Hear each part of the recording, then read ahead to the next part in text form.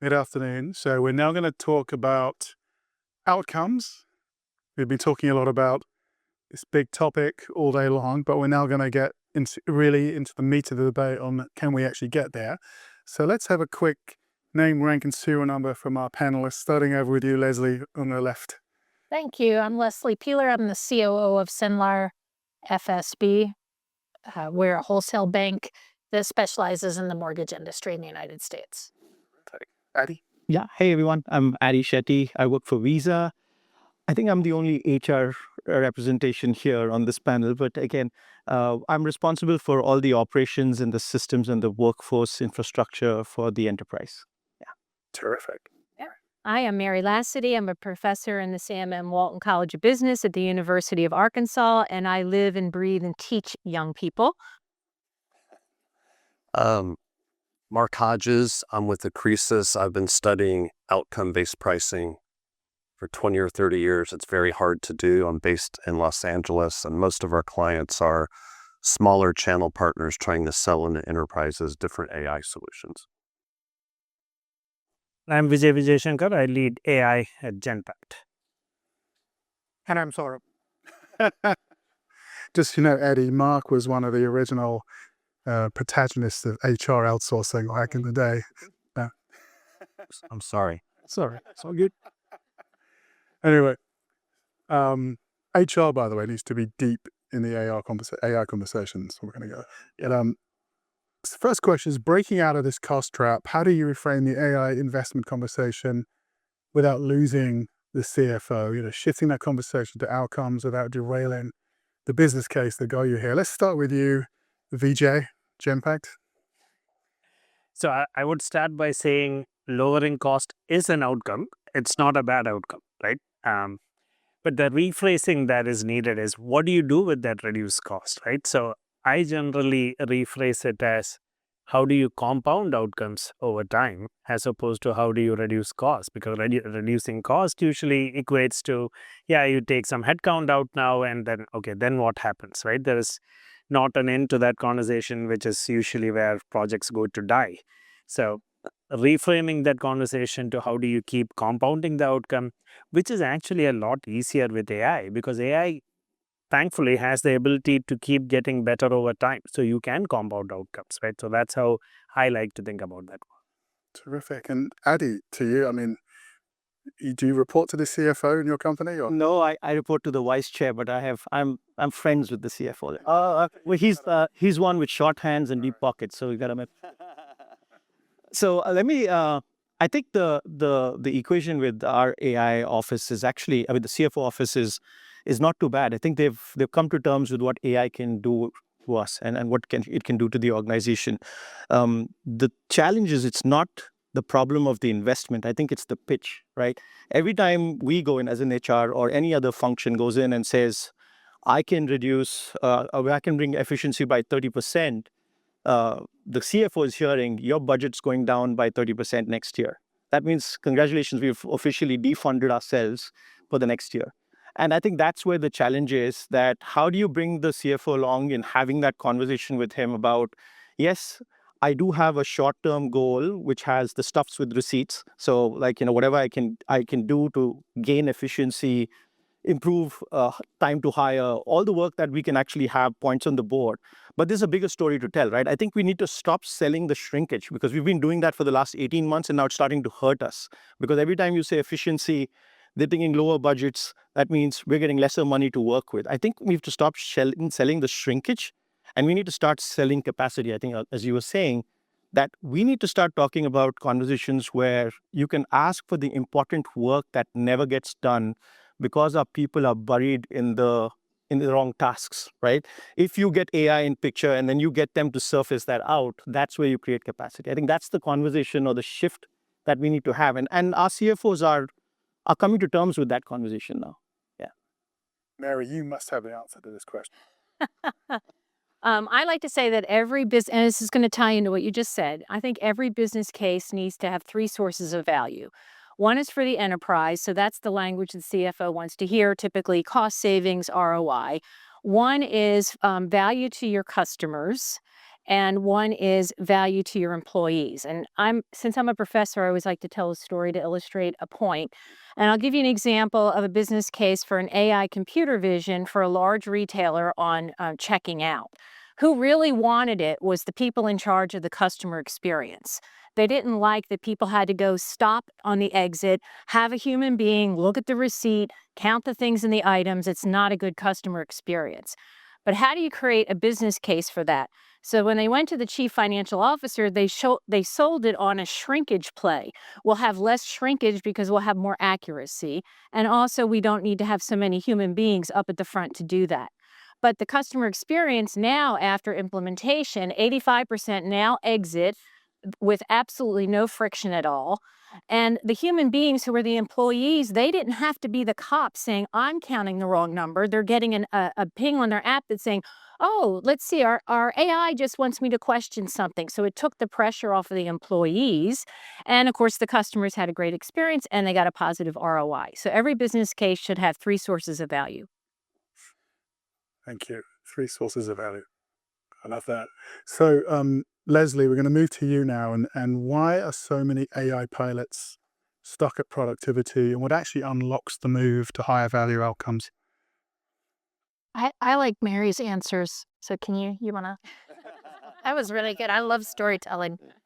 So I actually think it relates a lot to the first question about the position of the CFO and the decision-making process.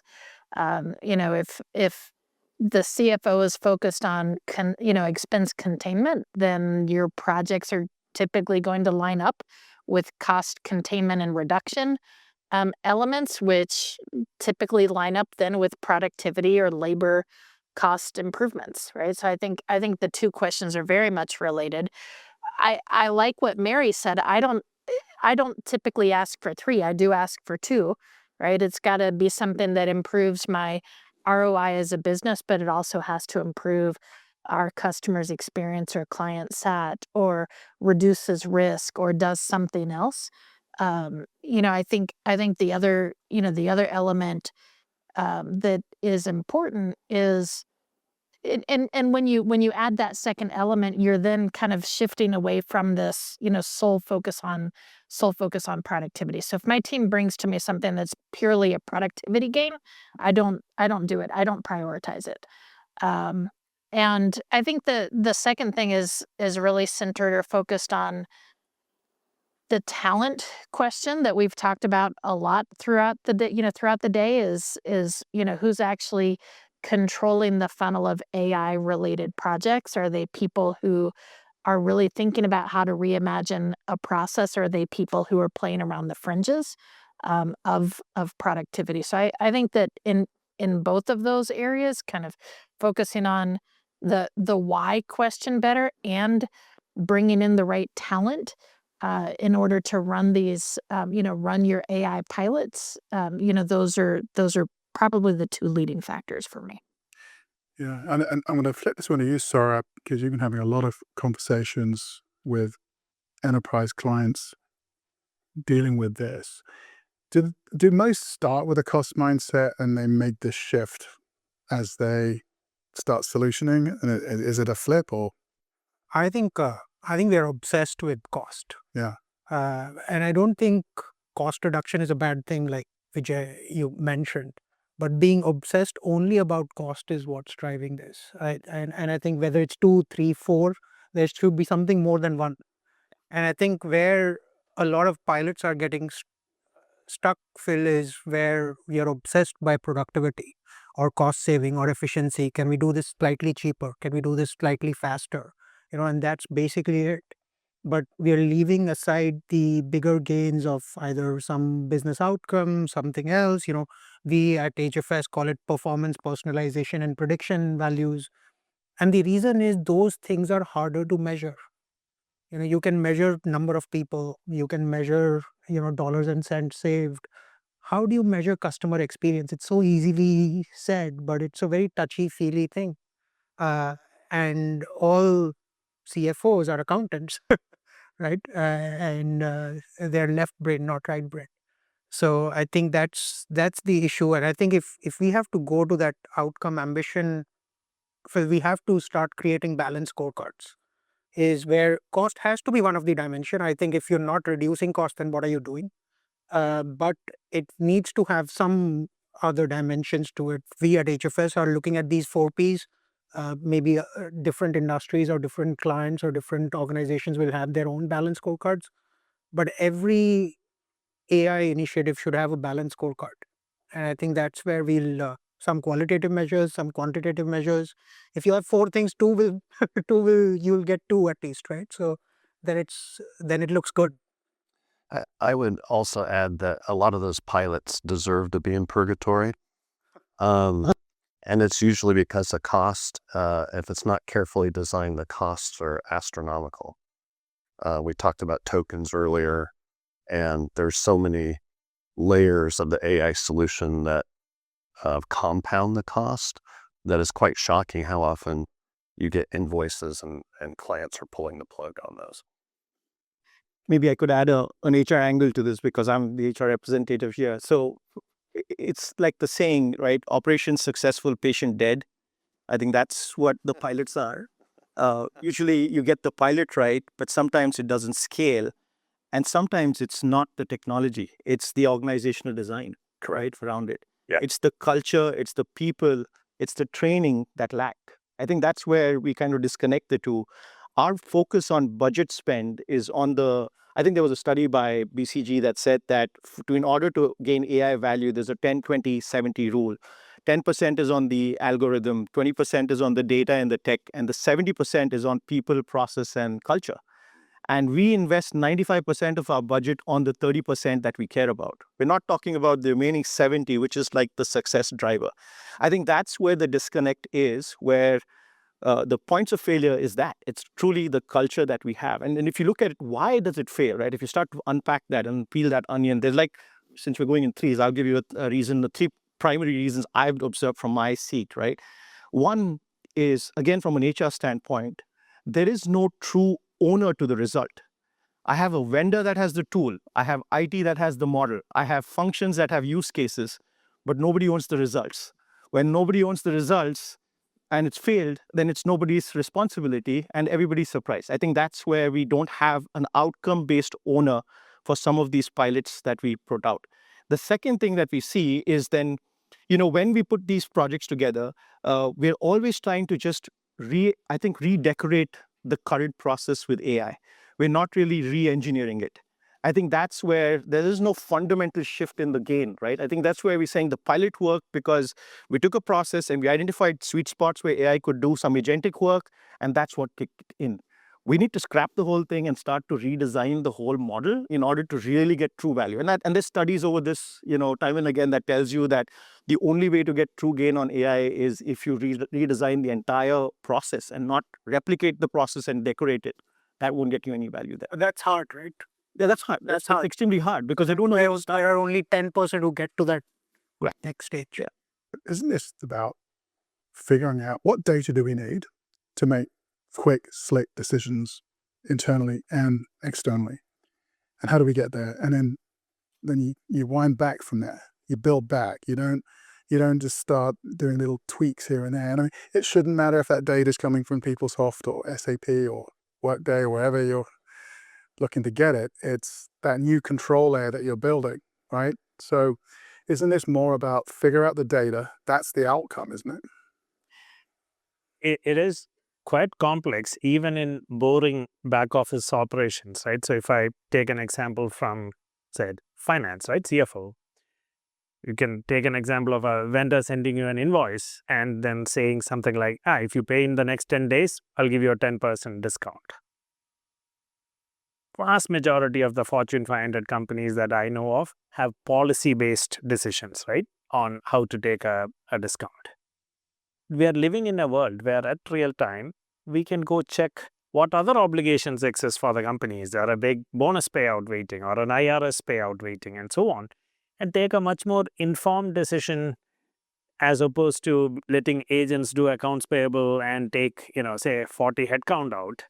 It is a whole lot easier if you can manage the treasury better. But who is measuring that outcome, right? So when we make the business case for the pilot, usually the business case is about, okay, prove whether AI works. Yeah, the pilot kind of, it's easy enough, AI works. It's a decent technology, it will work. But then if that's all you're measuring and that's all you're aiming to solve, that's not going to scale. Then what's the point, right? So just measuring that business or thinking through what else can happen as value add is what unfortunately the industry lacks for the most part.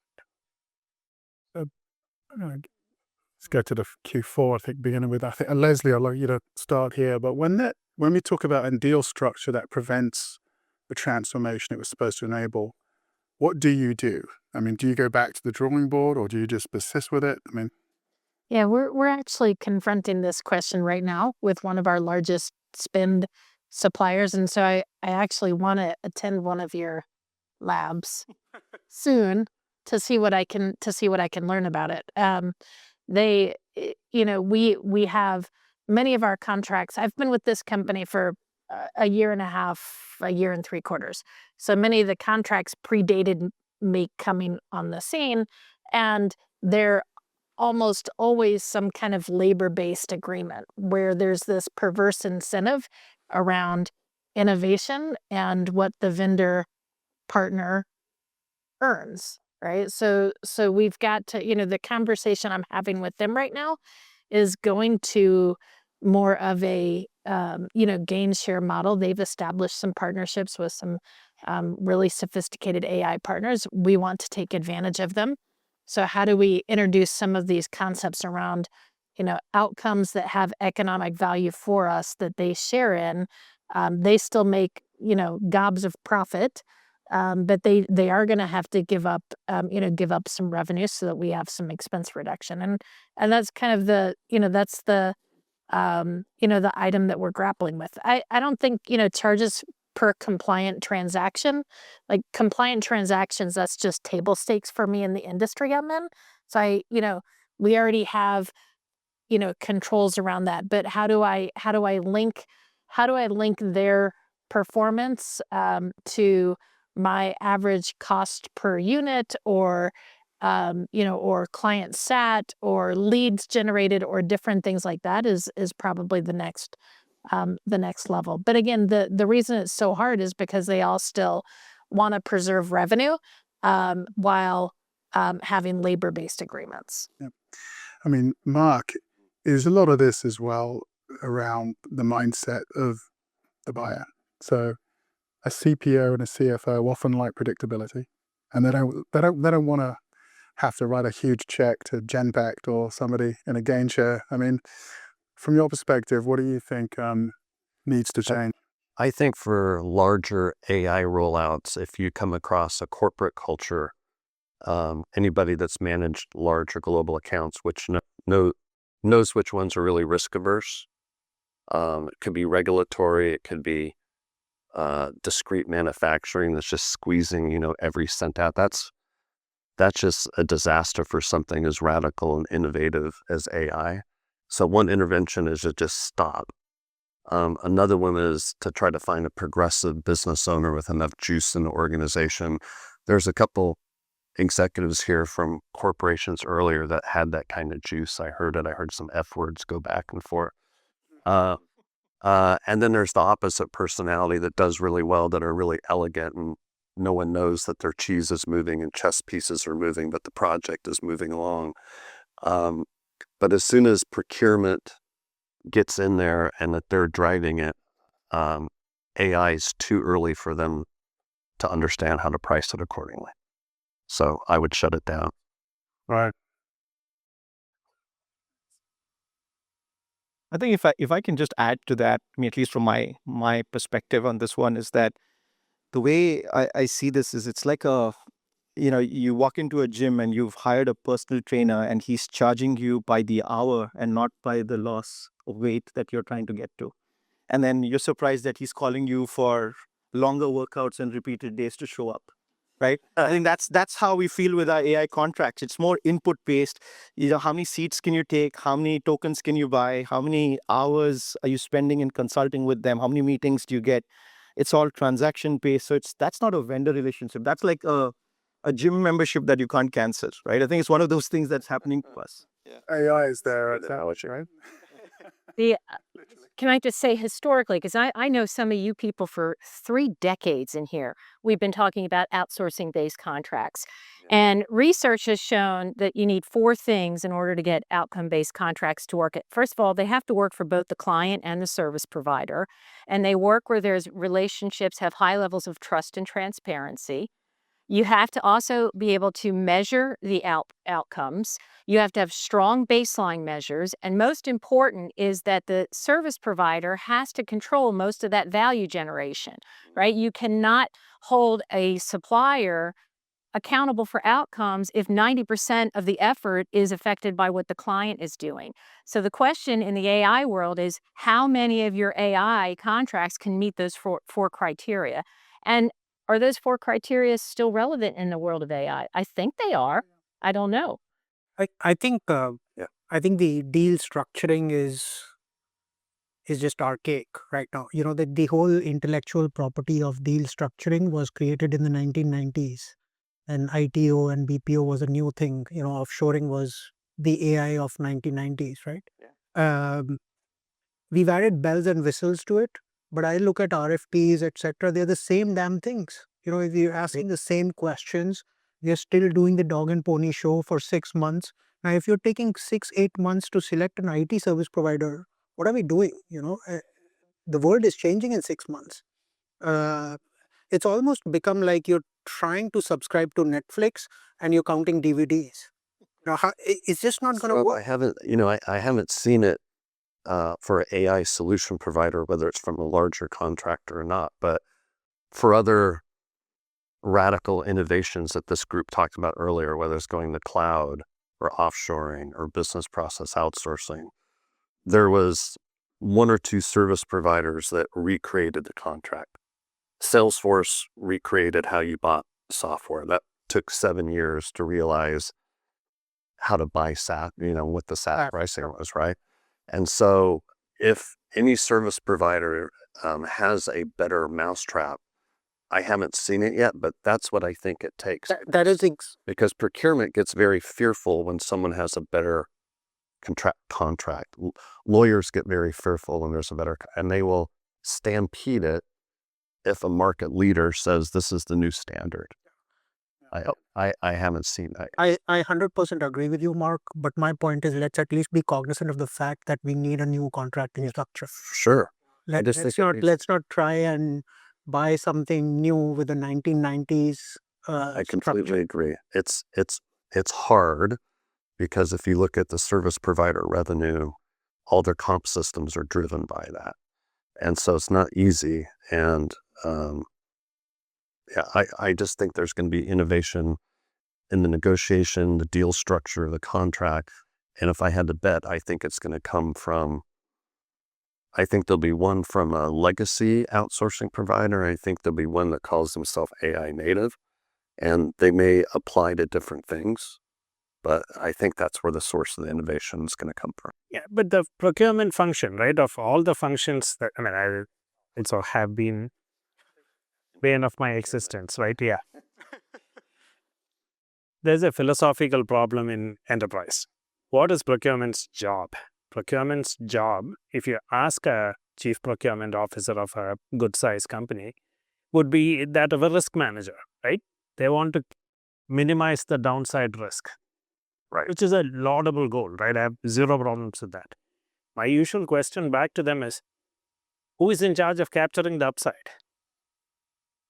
Because you have vast majority of the challenges, right, on talking about outcomes, and any creative deal structure largely depends on this balance of downside versus upside. If you over-index on downside, then you are consciously giving away the upside, because a vendor also then has no incentive to share the upside. Right. So till that philosophical change happens, and I also have some sympathy for my friends in procurement functions, because they are brought in really late into the process. There are very, very few business leaders who, when they have a bright idea, the first call is to the chief procurement officer to say, come brainstorm this with me. Right. Doesn't happen. But if you make that happen, if that cultural switch happens, I think a lot of these challenges will go away. I agree. I think the one thing that I would add to just the deal structure is also how to get the hell out of it, right? once you're in a deal, you are so thick into the vendor and the commitment that if you don't have good portability clauses, you don't have data migration rights, you don't have exit architecture laid out, you're going to be stuck with them whether you like it or not. I mean, that's the problem that we see now. When you're going into more AI deals, you really want an exit model also defined, and the vendors who challenge you are the ones you absolutely need it with, right? I think that's the one that you need to kind of think through as well. So your message is we need prenups. Kind of, yeah.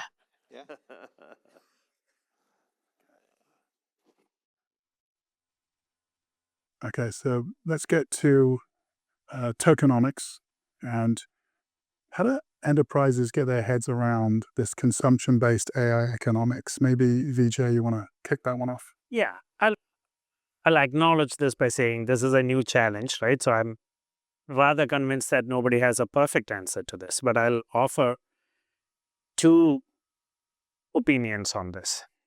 One is the financial aspect of this. Rather than think about it as a cost, it should be, well, cost as in an overhead, right? Like overall IT cost or something.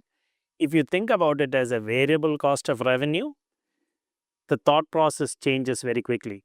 As in, overspending on tokens assumes that there is no extra value created. But if in the result you can say that, and hence every 10% increase in tokens correlates to 1% increase in revenue, or a 1% decrease in customer churn or something like that, then tokenomics gets a whole different meaning. Right? So I think that's one. The second aspect is a lot of token spend happens out of sheer engineering stupidity, right? Maybe not the most PC way of saying it, but as an engineer myself, right? There are tools fit for every jobs. Not every last thing need to be done with AI. There are many, many other ways of doing things. So we waste tokens a lot. It happens with me. It happens in my team. It happens all around at my clients. Till we get out of this obsession, I know Jensen Huang said that, every $500,000 engineer should pay $250,000. Yeah, of course, it helps his business model. He should say that. I respect that as the CEO of NVIDIA. That should not be taken at face value. Use it for things that add value, right? Don't just, measure yourself on token consumption. That's pretty dumb. There's a lot of really good token dashboards that don't really align with the underlying business value. Yep. Someone earlier mentioned it measures activity really well, not results. And that video you showed earlier was hilarious. It's funny. Token maxing. Yeah, but nobody knows what tokens are. That's the fundamental issue. Ask any CFO or anybody, how many tokens do you need to match an invoice? What does this even mean? At least rate cards and hours of people, Saurabh is working for 1 hour. Okay, I need to pay him a beer or something, whatever. But in tokens, there's nothing. It's just such an obscure techie metric that you can't really convert it into anything real, and then you're trying to budget for it. It's just impossible. You've got leadership which have no clue what they're doing with AI. And so they're going to their staff say, use AI. It's bullshit driving bullshit. But yeah, it's basically that. Uber, Uber got a bunch of tokens, a huge bunch of tokens. And because of the token maxing culture, they blew through their budget in 4 months. So what are they going to? So they can't do AI for the next 8 months. Their revenue and profit did not increase materially either in the same. Just say. They were creating motivational agents. Yes. So a final question. Let's just go down the line to finish this off. One thing, one concrete action that every leader in the room must do differently in how they buy, govern, or structure AI to get to outcomes. So we'll start with you, Leslie.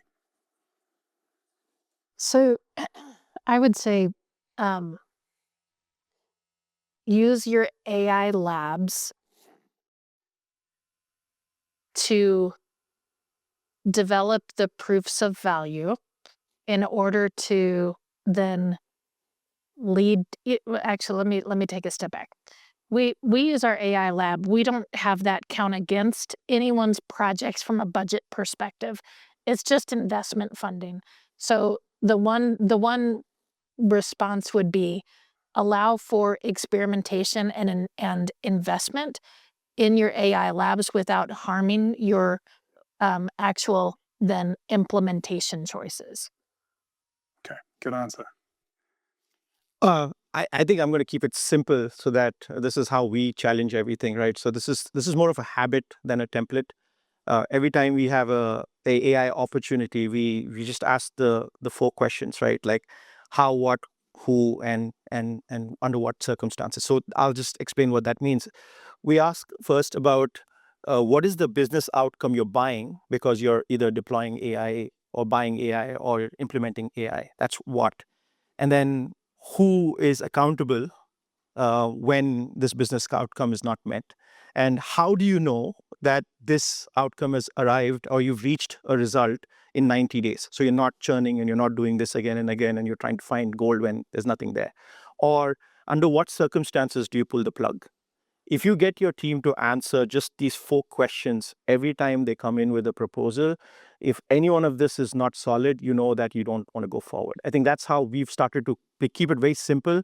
Start with the 4 questions, just how, what, who, and under what circumstances will you kill it, and just try to understand the scope there. And I think that helps us at least govern it in a way that is relatable to how we operate. Yeah.